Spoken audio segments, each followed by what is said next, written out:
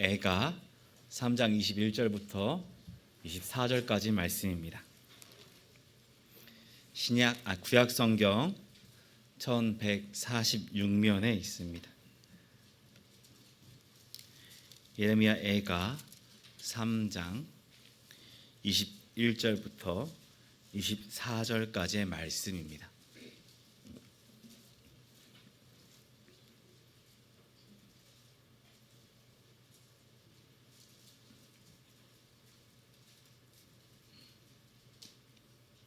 한 절씩 교독하겠습니다. 예레미야 애가 3장 21절부터 24절 말씀 제가 먼저 읽습니다. 이것을 내가 내 마음에 담아 두었더니 그것이 오히려 나의 소망이 되었사옴은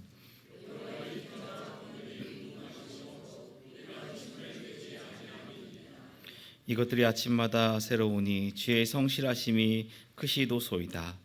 내 심령에 이르기를 여호와는 나의 기업이시니 그러므로 내가 그를 바라리라 하도다. 아멘. 오늘 말씀 전해주실 차순현 선교사님 잠시 소개해드리도록 하겠습니다.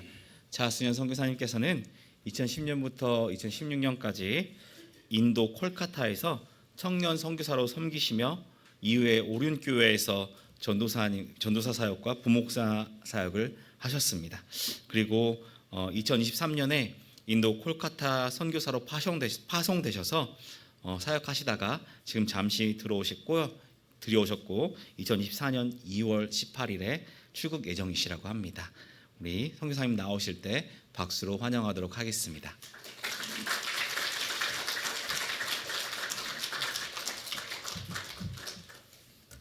네, 귀한 설명절 이렇게 주님을 사랑하는 마음으로 예배 자리에 오신 모든 우리 성도님들 주님의 이름으로 축복합니다. 새해 하나님의 복 많이 받으시기 바랍니다. 오늘 말씀 우리 본문 읽은 말씀은요 예레미야 애가인데 예레미야 애가는 이 슬픔과 탄식으로 가득 차 있는 그런 시입니다. 어쩌면 이 불평과 또 이제 불만으로 가득 찬 시라고도 할 수 있겠습니다. 이 예레미야는요 그의 나라, 또 그의 도시, 또 그의 이웃들, 그의 친척들, 그의 어머니 아버지가 이 강대국 바벨론의 손에 넘어가는 것을 보게 되었습니다. 또한 이 고대 패장국의 운명이 다 그러했듯이 그들의 사랑하는 사람들이 노예와 같은 삶, 또 힘들게 살아가는 자신의 민족들, 그리고 가족을 바라보면서 참 얼마나 비통했을지 모릅니다. 그런 비통해하는 마음을 예레미야 애가에 기록한 것입니다. 이 당시 예레미야가 있었던 이 유대는요, 이 바벨론에 이 4번이나 되는 대대적인 침공으로 인해서 큰 고통을 받았습니다.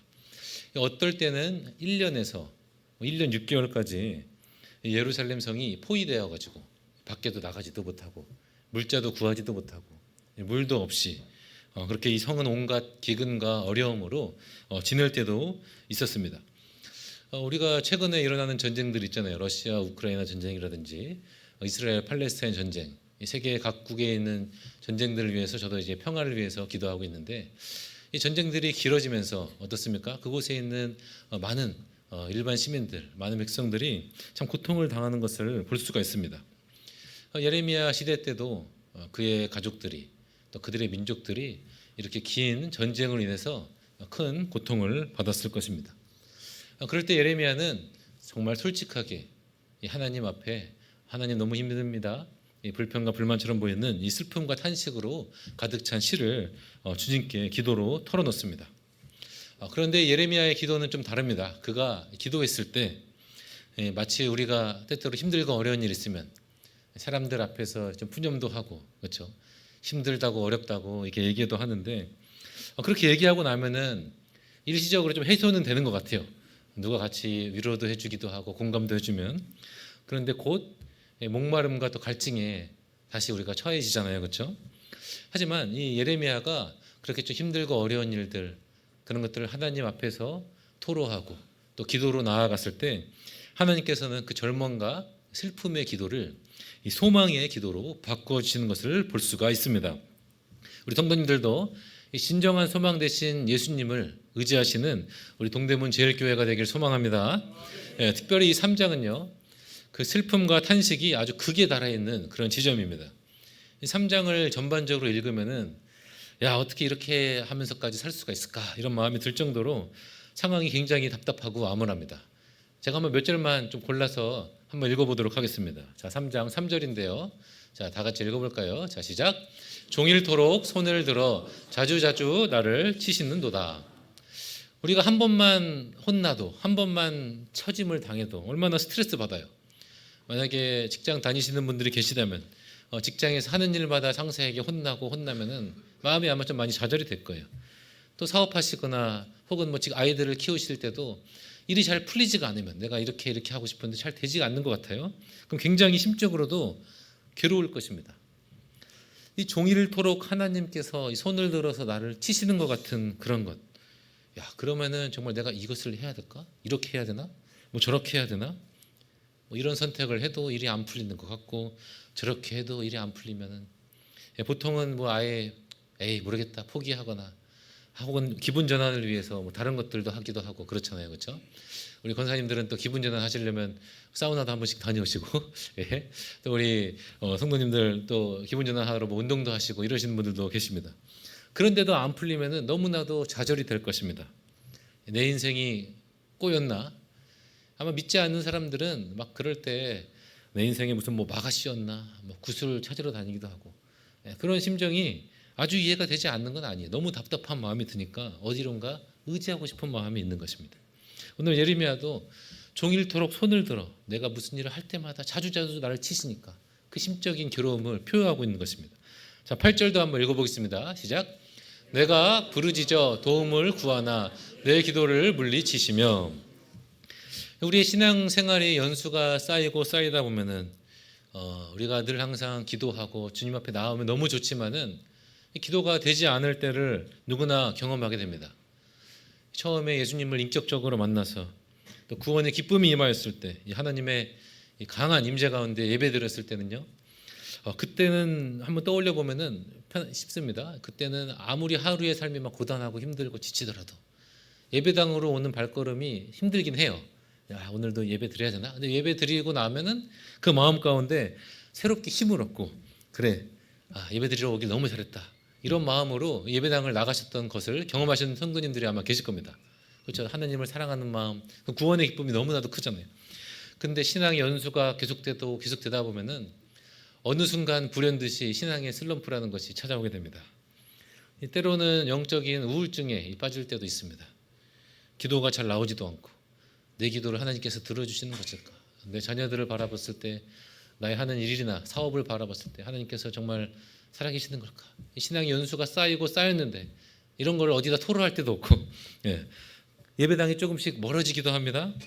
특별히 이 코로나를 거치면서 이 많은 성도님들께서 참 기도가 잘 나오지 않고 내 마음이 정말 하나님을 찾지 못하는 것 같다 이런 말씀들을 하시는 것을 제가 종종 들은 적이 있습니다.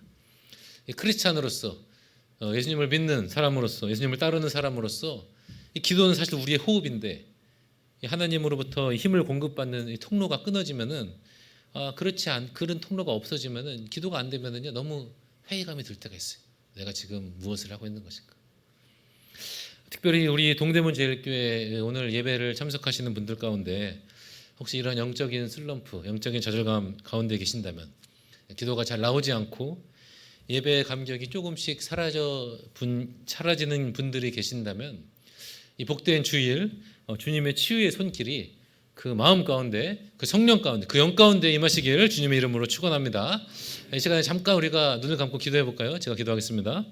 하나님, 우리 이곳 가운데 예배 드리시는 분들 가운데 특별히 기도가 막히고 그 예배의 감격이 사라지시고 주여 그 마음 가운데 뭔가 담이 있는 분이 계신다면은 주님께서 그것을 뚫어주시고 주님 이 시간 가운데 그것을 치유하여 주시옵소서. 하나님, 우리가 겸손한 마음으로 주님 앞에 나아옵니다. 주여 이 시간 가운데 이 예배 가운데 이 복된 주일 가운데 주님께서 상하고 메마르고 힘든 마음이 있다면 주여 주님께서 찾아가 주시고 주여 단비를 내려 주시옵소서. 영적인 돌파가 일어나게 하여 주시옵소서. 예수님 이름으로 기도합니다. 아멘. 자, 다음 본문 14절에 보시면은요. 14절 다 같이 읽어볼까요? 시작.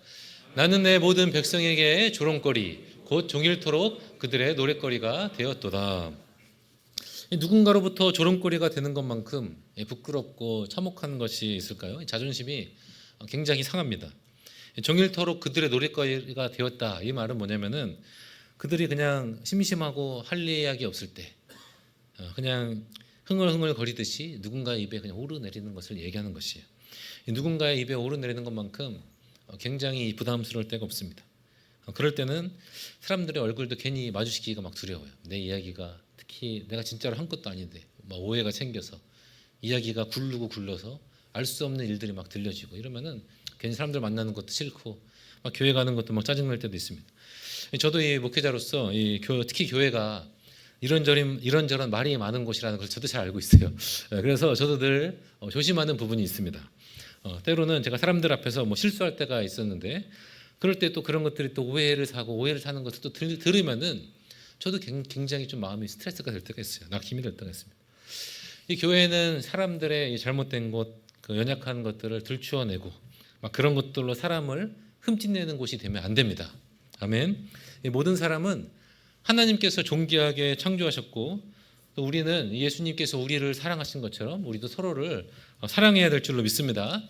특별히 목회자의 영적 권위를 인정하시기 바랍니다. 우리 사랑하는 김영주 담임 목사님도 사모님 때로는 인간이기 때문에 연약한 점이 있습니다. 그런 것들 우리가 함부로 입에 올리시기보다는 그 대신에 주님 앞에서 우리 사랑하는 목사님과 사모님 위해서 더욱더 기도하시는 우리 성도님들 되시기를 주님의 이름으로 축원합니다. 자, 17절 보도록 하겠습니다. 17절. 자, 읽겠습니다. 시작. 주께서 내 심령이 평강에서 멀리 떠나게 하시니 내가 복으로 내어 버렸으며. 이 평강이 멀리 떠나 있는 삶, 한마디로 매 순간순간이 참 불안하고 초조한 그런 것이죠. 아마 사업을 하시는 분들은 자금이 잘 들어오지 않을 때 그 심장이 옥죄는 기분이 든다고 합니다. 돈을 써야 하는 곳은 일정하고 또 일정한 날에 돈을 써야 되는데 수금이 되지 않으면 초조해지기 마련이죠.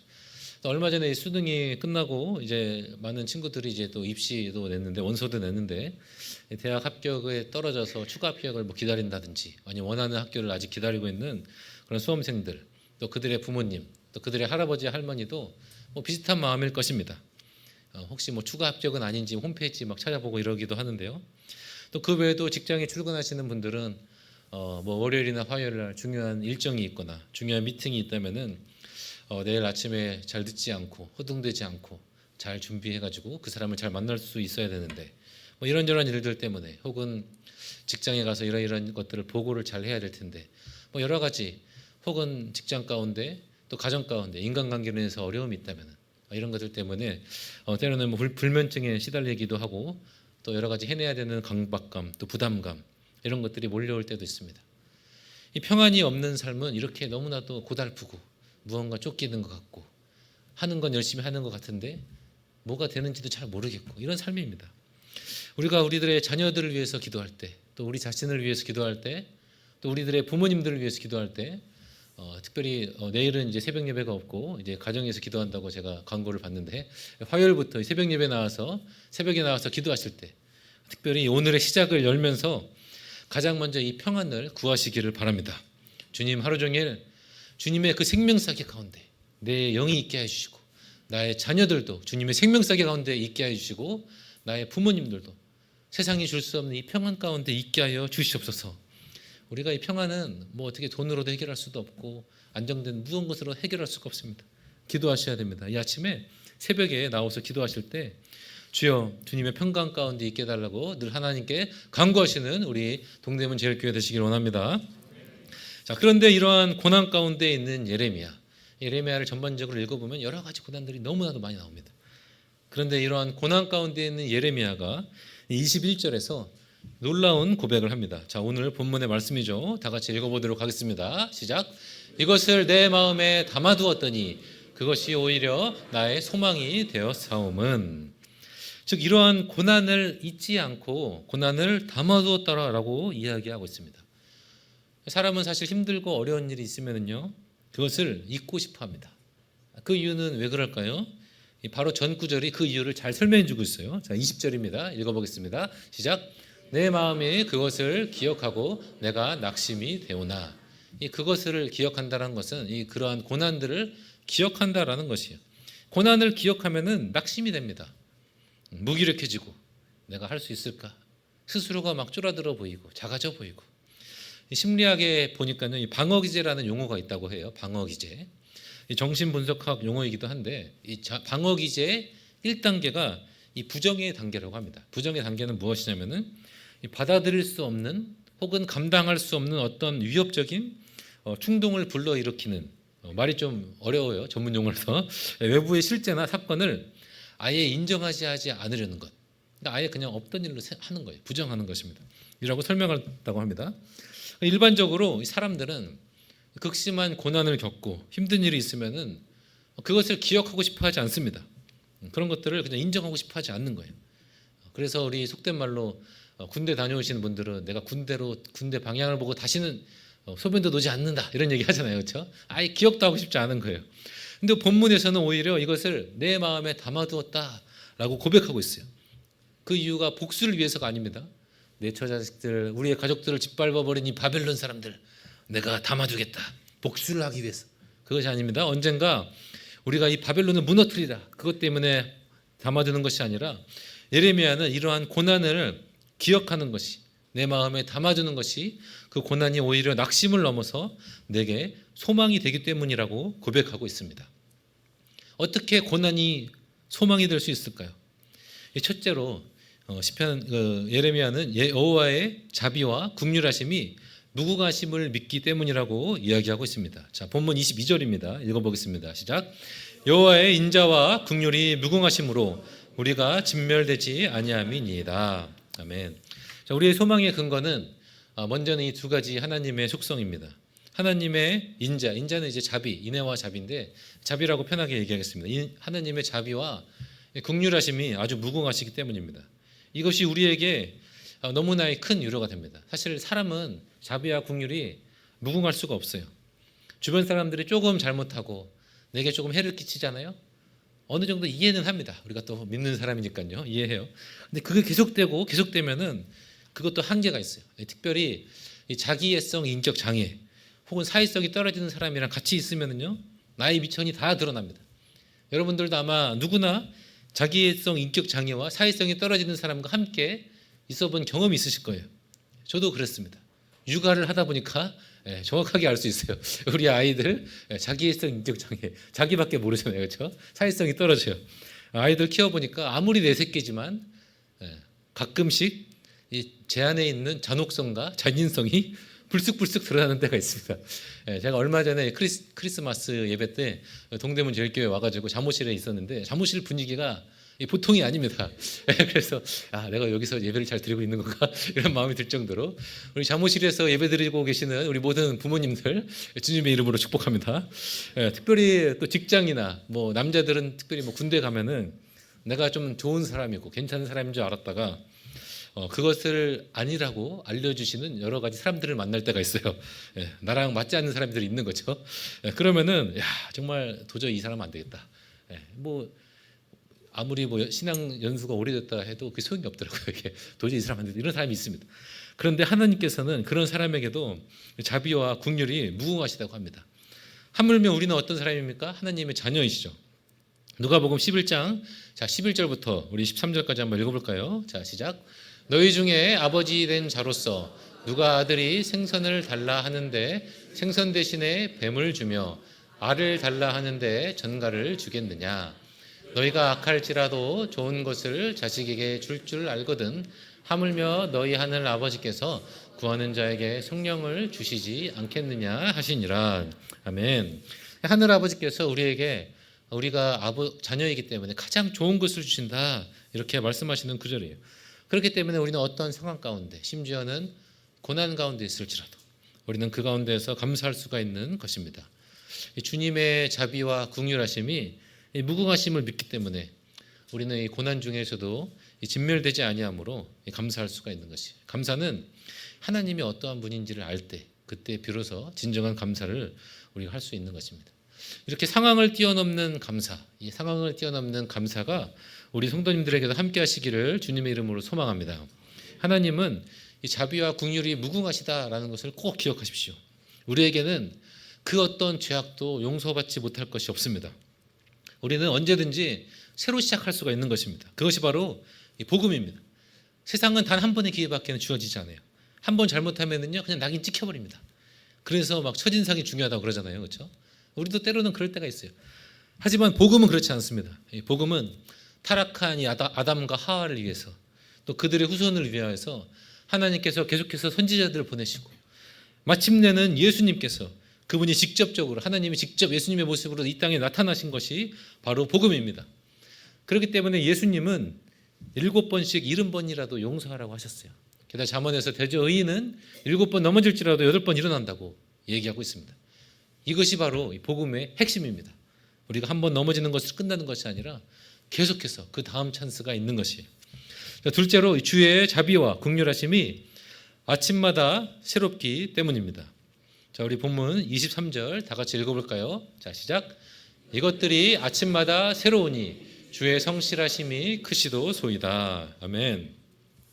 우리가 저녁에 잘 때 가끔씩은 핸드폰 배터리를 좀 충전하는 것을 깜빡 잊을 때가 있습니다. 그러면 그 다음날 하루 종일 좀 불안하시죠? 언제 꺼질지 모르니까. 어제 쓰다 남은 배터리로 오늘 하루를 보내야 되니까 굉장히 좀 불안할 때가 있어요. 그런데 잘 때 충전을 잘 해놓으면은 아침에 어떻습니까? 100% 배터리 다시 시작하는 거예요. 하나님의 자비와 긍휼이 이와 같습니다. 어저께 이미 사용했는데 하나님 앞에 내가 무슨 면목이 있는가? 늘 같은 것에 넘어지고 인간이란 늘 똑같은 것에 넘어집니다. 연약한 점이 있다면은 똑같은 것에 연약한 것에 넘어지는 것이 또 넘어지고 또 넘어지는 모습을 제가 잘 알아요. 내 주변 사람들도 나란 사람이 어떤 사람인지 아주 잘 알고 있어요. 그런데 말입니다. 성경에서는 이 곳곳에 아침마다 새롭다라는 표현을 하고 있어요. 어제 은혜를 많이 받았다고 해서 오늘은 덜 받고 1년 전에 내가 아주 강하게 하나님 만났다고 해서 오늘은 덜 만나고 이런 것이 아니라는 것입니다. 주님의 인자하심과 주님의 자비와 긍휼하심이 너무나도 크시기 때문에 우리가 때로는 그 고난 가운데 있을지라도 우리가 진멸되지 않습니다. 우리가 힘들고 어려운 상황 가운데 우리는 다시 일어날 수가 있습니다. 왜냐하면은 주님의 자비와 긍휼이 아침마다 계속해서 새롭기 때문입니다. 이 세상 사람들은 막 이런 얘기도 해요. 인생에는 뭐 3번의 큰 눈이 있다. 막 이런 얘기 하잖아요. 하지만 우리 믿는 사람들은 주님 앞에 있는 그 자비와 긍휼은 아침마다 늘 새로운 줄을 믿으시기 바랍니다. 마지막으로 여호와는 우리의 기업이시기 때문에 이 고난이 우리의 소망이 될 줄 믿습니다. 자, 본문 24절 다 같이 읽어볼까요? 자, 시작.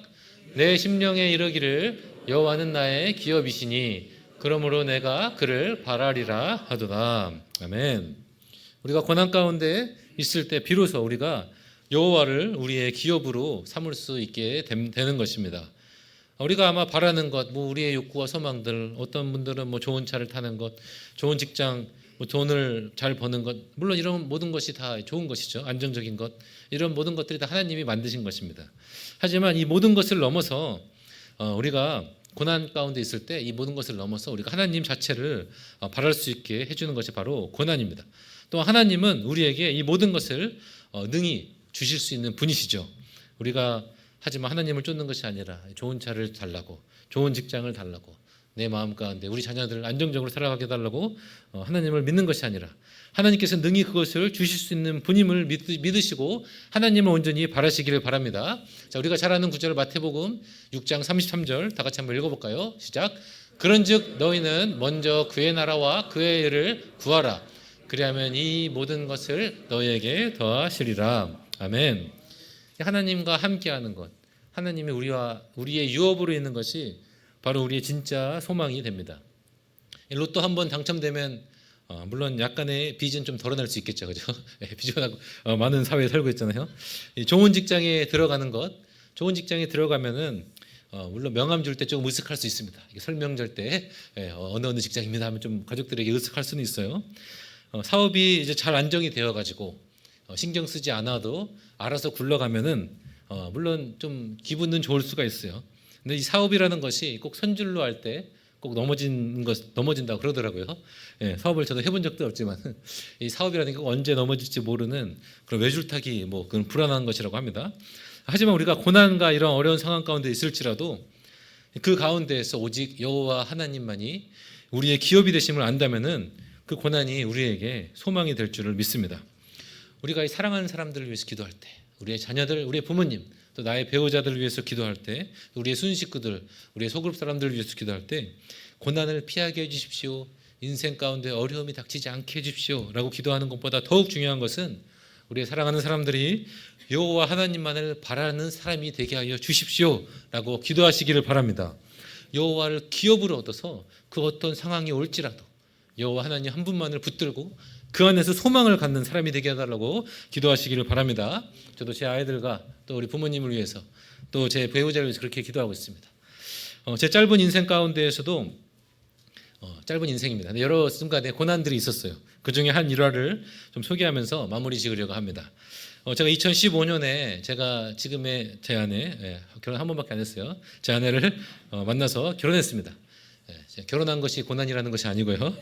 제가 이제 2010년에 아직 싱글이었을 때 인도 콜카타에 선교사로 헌신했습니다. 아까 소개해 주신 대로 13년 전, 14년 전에 제가 이제 인도 콜카타에 선교사로 헌신해서 그곳 가운데 사역을 했습니다.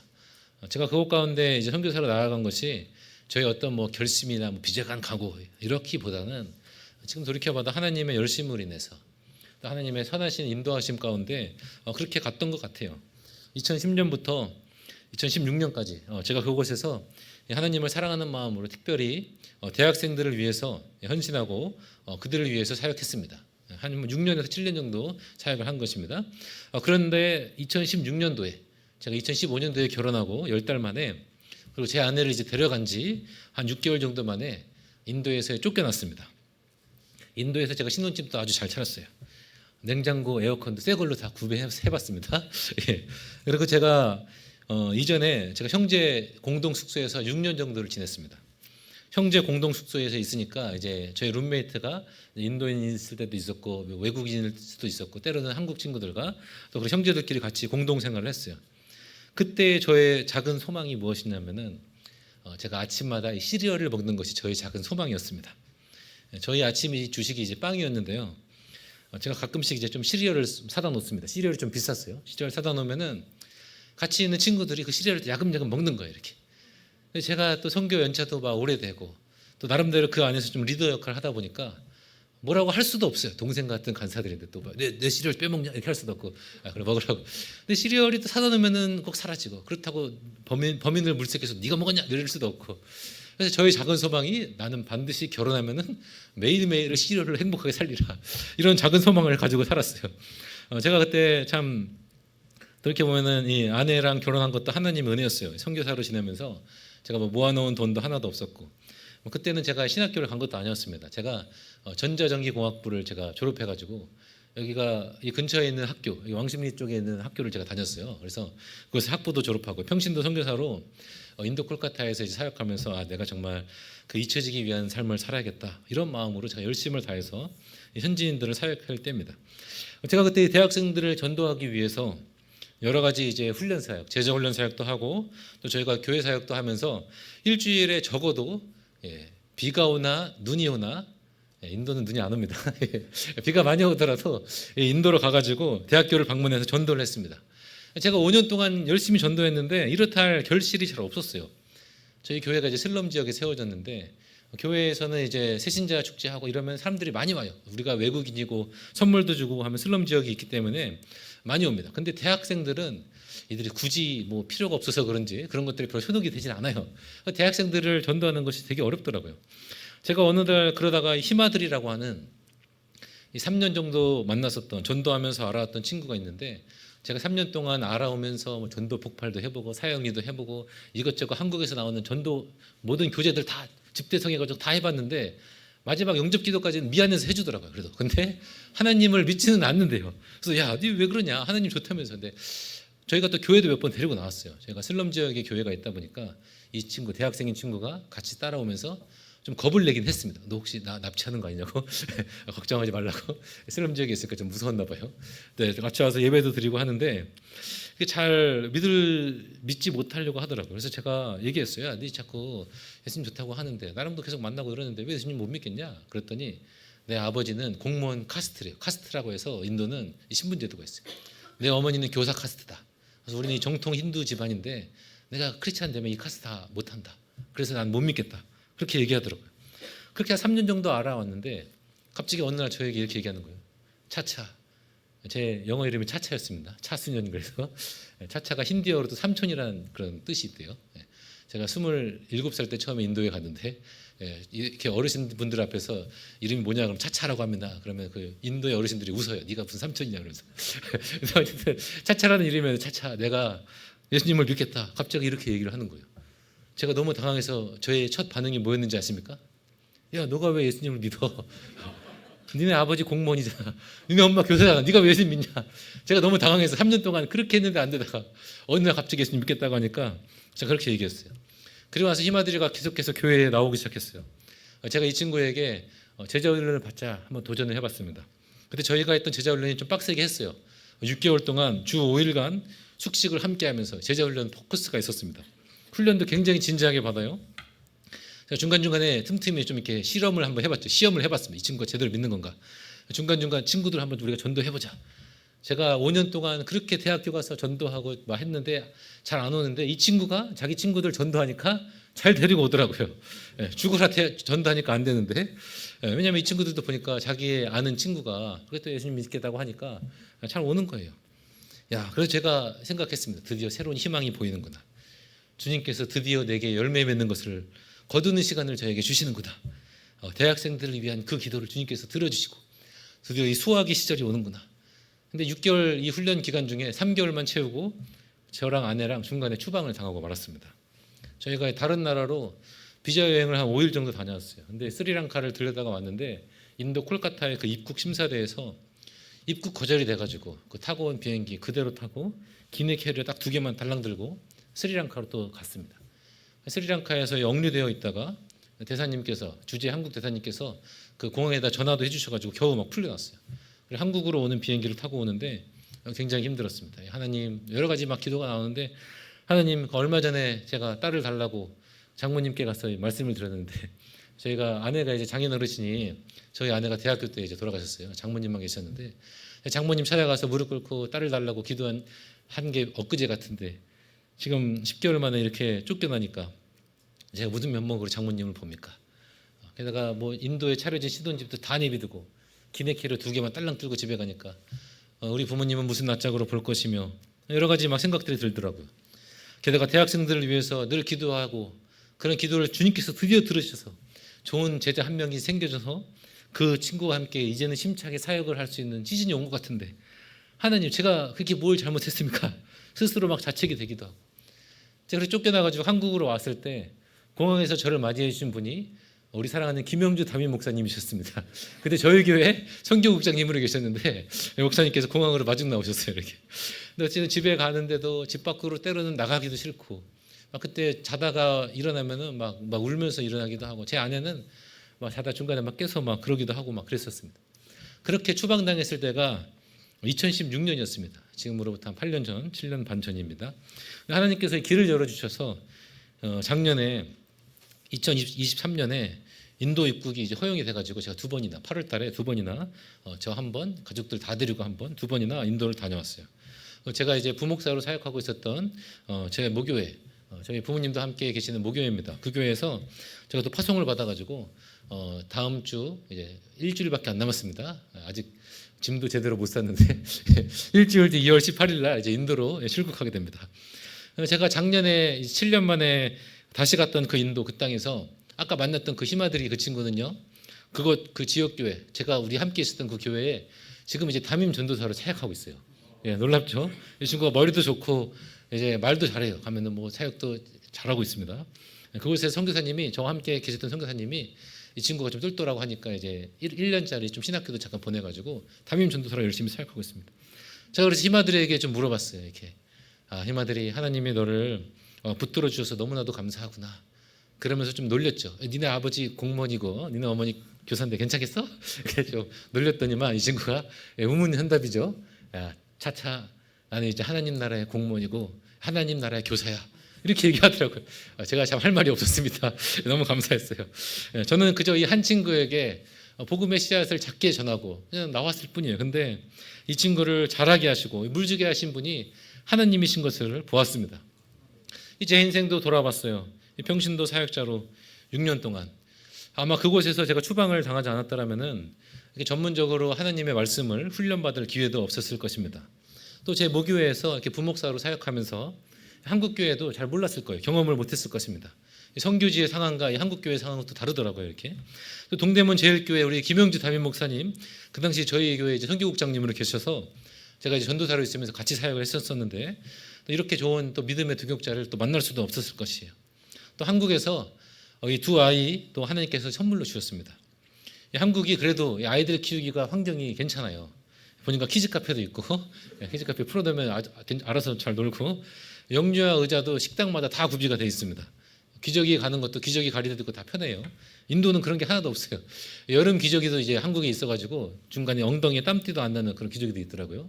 가장 좋은 것은 가장 좋은 것은 아니죠. 아이들이 좀 아파가지고 소아과 가시잖아요. 가면은 아마 여기 계신 분들은 이제 하도 오래 전이고 또 잘 모르실 수도 있어요. 근데 제가 좀 말씀드립니다. 소아과 가면은요 기분이 너무 좋아. 언제 좋으면은 결제할 때 아주 기분이 좋습니다. 소아과 가서 막 여러 가지 엑스레이도 하고 여러 가지 하는데 나와서 결제하면 꼭 300원, 600원밖에 안 들어요. 나라에서 복지가 돼 있어가지고 아이들은 병원비가 그거밖에 안 나오더라고요. 그래서 마치 이러면 소아과 2번이도 갈 수 있는데요. 물론 그렇게 가면 안 되겠죠. 근데 아이들이 이제 아파서 갈 때는 좀 마음은 아픈데 결제할 때는 기분이 좋더라고요. 매년 11월 달에 우리 동대문 교회도 단열 기도하는 걸로 알고 있습니다.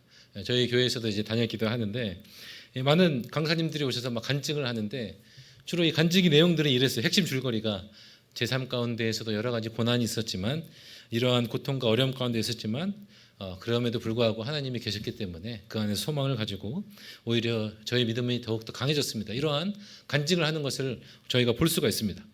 저희 부목사님들끼리 서로 이렇게 좀 우스갯소리로 우리 목사님도 언젠가는 단열 기도회 강사님으로 서시겠죠? 그러면 저희들끼리 이제 우스갯소리로 저는 그러고 싶지 않습니다. 왜요? 그러면 단열 기도회 강사로 서시려면 보통 적어도 본인이 죽다 살아나거나 가족들이 죽다 살아나거나 아니면 아주 힘든 일이 있어야지 강사님을 오시는데 저희는 아직 그것을 감당할 만한 믿음이 안 되는 것 같습니다. 이렇게 우스갯소리 좀 합니다. 참 재밌습니다. 우리 예수님을 따르는 크리스찬들은 우리의 약함과 고난을 자랑합니다.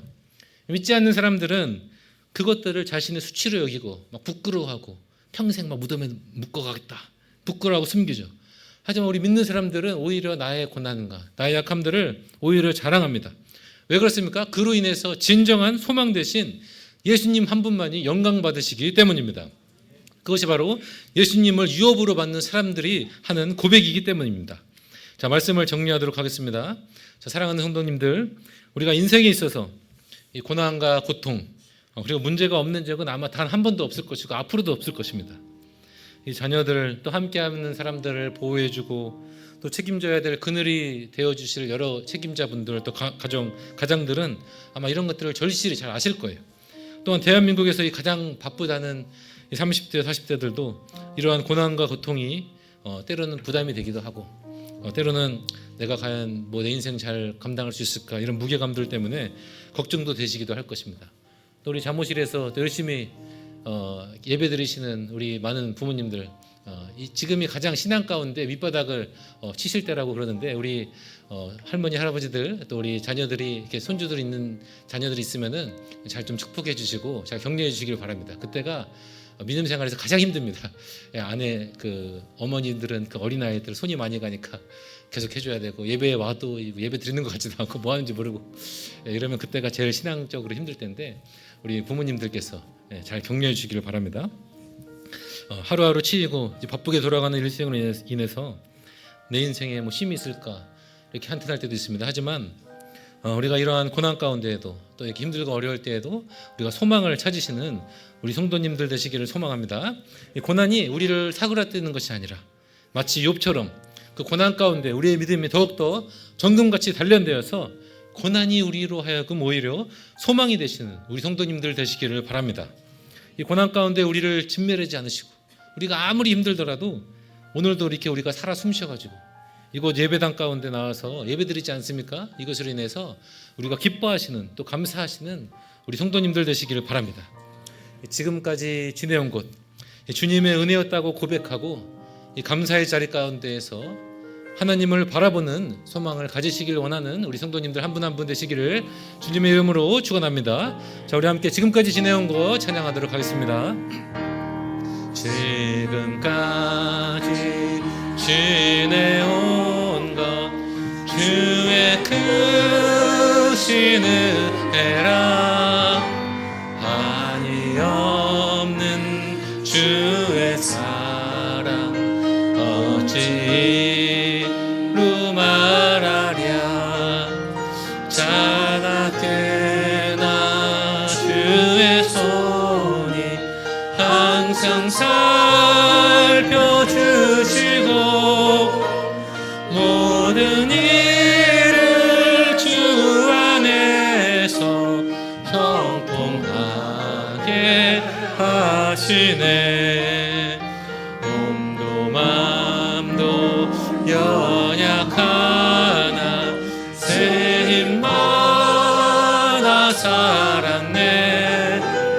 물 붓듯이 부으시는 주의 은혜 족하다. 사랑 없는 거리에나 험한 산길 헤맬 때 주의 손을 굳게 잡고 찬송하며 가리라. 주님 다시 되올 날이 날로 날로 다가와 무거운 짐 주께 맡겨 벗을 날도 멀지 않네. 나를 위해 예비하신 고향 집에 돌아가 아버지의 품 안에서 영원토록 살리라. 아멘. 이 시간 우리가 함께 기도하게 합니다. 우리가 살다 보면 때로는 뭐 하나 되는 일 하나도 없고 풀리는 일이 하나도 없을 때가 있습니다. 누군가의 손이 계속적으로 나를 치는 것 같은 그렇게 느껴질 때가 있습니다. 심지어는 기도조차 되지 않을 때가 있습니다. 이제는 예배드리러 가는 것도 또 기도하러 갈 힘조차 없을 때가 있습니다. 모든 것을 놓아버리고 그러고 싶을 때가 있습니다. 때로는 사람들에게 좀 조롱받는 것 같은 때가 있습니다. 누군가 내 치부를 알고 내 연약한 점을 알고 나의 실수를 알고 그런 것들을 왜곡하고 과장해서 나를 폄하하는 것 같이 느껴질 때가 있습니다. 또 때로는 내 심령이 평강이 없어서 늘 불안하고 초조하고 쫓기는 것 같을 때가 있습니다. 아무것도 되지 않을 때가 있고 내일은 잘 될 것인가 이렇게 항상 평강이 없을 때가 있습니다. 그러나 그러한 고난 가운데 여호와의 인자 즉 그분의 자비하심과 긍휼하심이 무궁하심을 기억하시고 이것을 믿음으로 취하시기를 바랍니다. 적어도 우리는 진멸당하지 않고 오늘도 살아서 이곳 가운데 나와서 예배드리고 있습니다. 그분께 오히려 감사하시기를 바랍니다. 하나님의 자비와 긍휼하심이 아침마다 늘 새롭습니다. 절대로 다함이 없습니다. 1년 전에 있었던 은혜, 5년 전에, 10년 전에, 20년 전에 있던 그 은혜가 오늘 더욱더 큰 은혜로 동일한 은혜를 부어주실 줄을 믿음으로 고백하시길 바랍니다. 그분 안에 있을 때 우리는 날마다 최고의 날이 되는 것을 경험할 수가 있습니다. 또한 우리는 하나님이 우리의 유업이라는 것을 이 고난을 통해서 깨달을 수가 있습니다. 하나님만 바라는 인생 되게 해달라고, 하나님만 보는 인생 되게 해달라고 우리가 기도하시길 원합니다. 썩어 없어질 것 붙잡고 기도하는 조금의 연금, 돈, 우리가 가지고 있는 이 자기 집 이런 것들 때문에 이런 것들을 의지해서 그래 나는 괜찮아 이런 것으로 사는 인생이 아니라 정말 영원한 것을 붙들고 사는 인생이 될 그런 영원한 것을 갖들고 그것을 위해서 소망을 가지고 살게 해달라고 우리 다 같이 사랑하는 주님 이름 한번 부르고 기도하도록 하겠습니다. 주여!